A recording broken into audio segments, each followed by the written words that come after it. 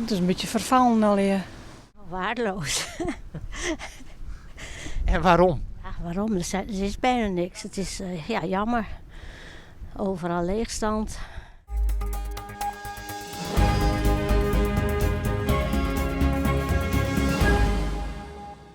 Het wordt het laatste grote besluit van de gemeente van Acht-Karspelen. Zo vlak voor de verkiezingen.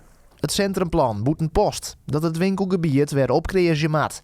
Want anders blowen er de komende jaren geen winkels meer oer. Ja, als je om je heen zag, dan zie je het eigenlijk al wel.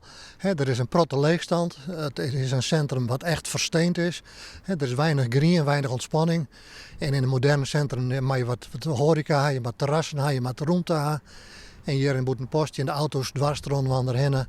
Het is ongezellig. Een werkgroep uit het dorp had de oranje tijd een plan maken. Dat het centrum weer opkreëren moet.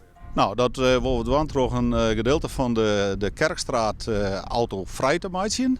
Natuurlijk is het belangrijk om ervoor te zorgen dat er voldoende parkeergelegenheid blijft. Maar er is een parkeeronderzoek geweest, wat eigenlijk uitkwam is dat er best in en rond het centrum een hele grote parkeerplakken binnen, meer dan 300 om precies te wezen. Daarnaast is er voor zorgen dat het Nijensteinplein, wat we links voor mij zien, dat daar dus inderdaad een soort dorpsplein van maken wordt. Die ingrepen en meer grien moeten ervoor zorgen dat het centrum weer onttrekkelijk wordt.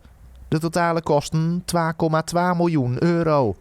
Na je weekendongetje, dan wordt het plan voor alleen aan de gemeente rieën. Als hij zei van ga er maar voor. Dan vinden de aanbestedingen plak. Dan wordt het definitief ontwerp klaarmaken. En dan kun je erin vervolgens het hele centrum al er heel mooi voorlezen.